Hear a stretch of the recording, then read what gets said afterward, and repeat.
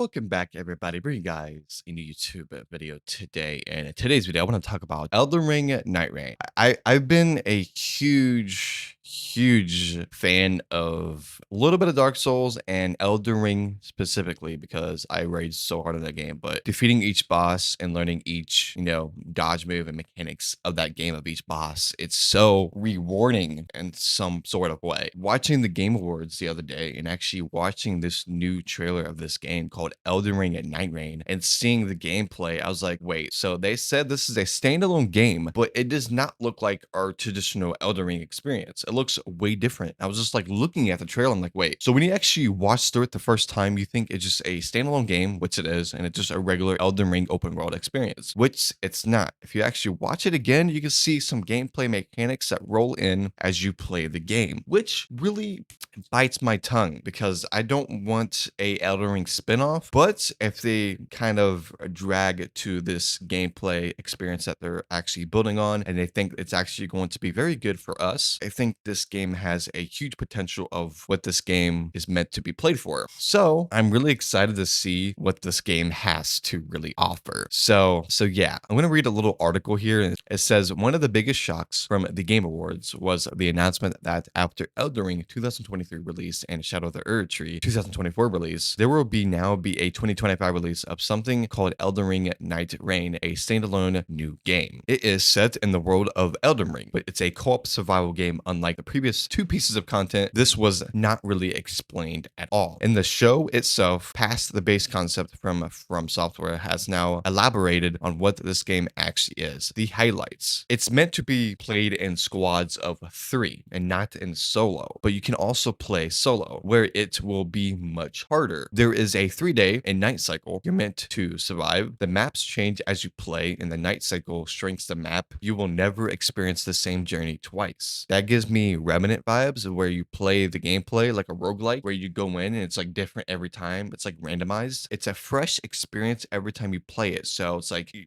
get that thrilling vibe of, I want to go in. I just want to keep going. I want to see what we can get this next game. Just having that refreshing gameplay experience of something different every time you play is a huge concept of replayability in the gaming industry, which is like roguelike. And like this was implemented into like Revenant and like God of War, which is really cool. You fight a terrifying boss at the end of each day. After the final day, you fight one of the selection of Night Lord's biggest big bosses. The game is a set in a universe parallel to the events of Elden Ring, which may offer some insight into why someone like Dark Souls' Nameless King is there.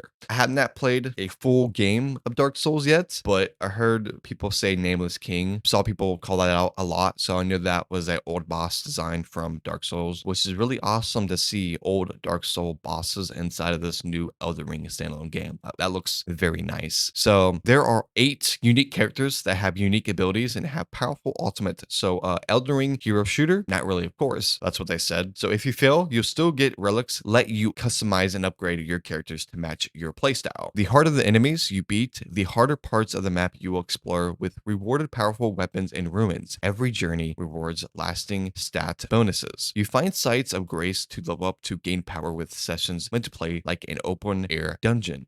Lore behind each of the heroes you play as. There was another response here that says that all sounds very cool. Granted, I am not really either a co-op or a survival game person, but with a FromSoft spin on the idea, yeah, sure, I'm certainly going to give that a try. And this is certainly going to be a hugely popular release in 2025, and perhaps a Game of the Year contender for Elden Ring for the 3rd year in a row. At least it's a standalone game this time. So as reading these articles, it seems like it's like a survival kind of roguelike, kind of vibrant kind of gameplay we're going on here. It's not going to be our traditional Elden Ring or Dark Souls type of style. It feels like they're focusing on a co-op gameplay experience. Play with your friends, jump in and survive different nights and defeating those bosses. And it's going to be like different every time you jump in, which when you actually think about it, it actually sounds pretty badass. I'm guessing instead of just going in and just taking your time on the map playing solo, it's basically going to be Elden Ring, but it's going to be roguelike. It's like when you jump in, it's going to be different every time, which which it sounds really cool. I don't know if the bosses are randomized or just the map is. If you actually watch the trailer, you can see this like this purple ring closing in, like it's going to be like a battle royale or something. It's weird, but I'm seeing different responses of what this game can actually be. I don't know if this is going to be like a battle royale or just like a roguelike where you like jump in the map and everything is randomized and you can play it solo or up to 3 people. You just go in and fight bosses and pretty much go wherever you want to go and just basically explore everything, but it's roguelike. So that means when you die, everything will be reset. I don't know how that's going to work in gameplay wise. The previous roguelikes I played is where if you die, you don't get revived, you pretty much have to restart the whole level. So I don't know if that element of the gameplay is going to be there for Elden Ring and Nightreign. Seeing the details of what we're seeing about this game, it's very different from what From Software has been branching out to. It's like it's crazy, honestly. I feel like this is going to ruin the Elden Ring gameplay experience that we all love that we got for Game of the Year. And if this doesn't really go well, this could be the most, the first disappointment game that we got from Software, because they're the gods of Dark Soul like games, which is crazy to me. So if we actually go to the Elden Ring website here, official page, this is kind of little website here. It gives you each picture and key features of each kind of thing that's going on here. Join forces with other players to take on the creeping night and the dangers within, featuring a 3-player co-op. Become a hero. Take command of uniquely skilled heroes, each possessing their own abilities and distinct flair. While individually formidable, their skills create powerful synergies when they unite as a team. Take on the night. Overcome a relentless environmental threat that sweeps through a land that changes between each game session and defeat the magnificent boss of that night. I think how I know this is because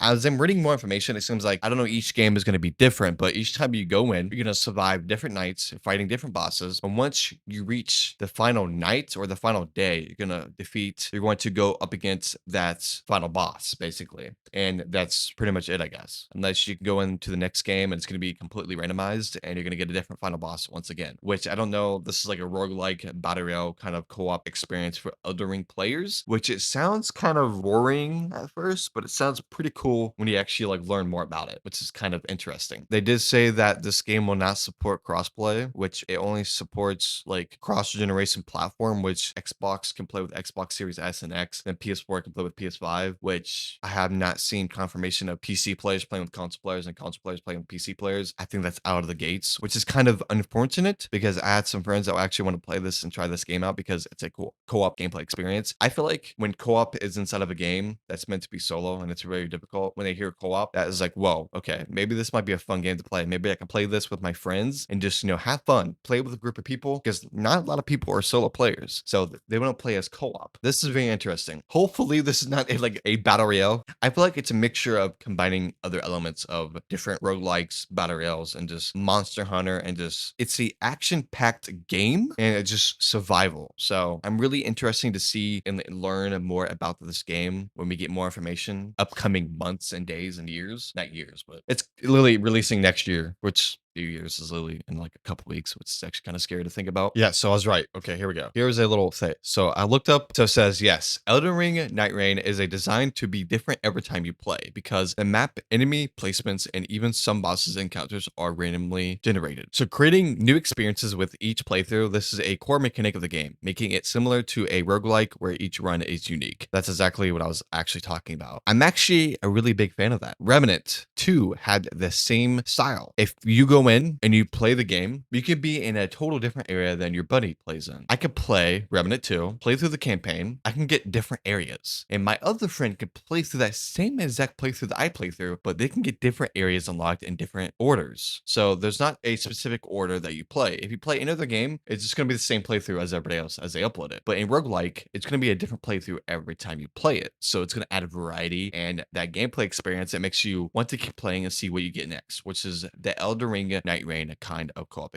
experience, which I understand that. This feels like this is going to be like the Elden Ring randomizer, but on crack. So I reading more about this, I'm actually getting more excited. When I first heard of what this game was actually going to be about, I'm like, okay, wait, how is this going to work? This is supposed to be a Dark Souls like game. Like, how are they going to implement a roguelike into this game? Like, this does not sound fun at all. And when you actually read more about it, it sounds pretty interesting because I can just keep challenging myself and just like keep going in and see if I can beat that game and just like go in and just start fighting because it can be different every time. Since it's roguelike, I think that I don't know if you're gonna die and it's gonna reset the whole game or you reach like a checkpoint and it's just gonna reset that whole area. But the roguelike is it creates more action and a gameplay experience and replayability and adds a lot of variety. I'm really excited about this. So you guys can give your honest opinions of what you guys think about this game or put something in the comments below that I haven't mentioned about this game that I don't know yet because I would love to learn more about this game because there are so many articles that are saying different things which I don't know are actually correct or not. But I don't want to say something that's not true. So yeah, I'm just giving you guys my honest thoughts about this new Elden Ring game since that was a huge game on my channel that I actually enjoyed. So yeah, thank you guys so much for watching. You guys can comment below what do you guys think about the new Elden Ring game. I will put a couple articles in the description of this video so you guys can learn more about this game and it's looking very promising. I think you can actually wishlist this game on Steam. I'm not sure, but I think it's coming in 2025. So we don't know the exact date, but we know what year it's coming, which is next year, which is in a couple weeks. So hope you guys really enjoy this video. Make sure to like the video, subscribe to the channel, and make sure to hit that bell notification to never miss a single video. And I will see you guys next time. Peace. Oh yeah.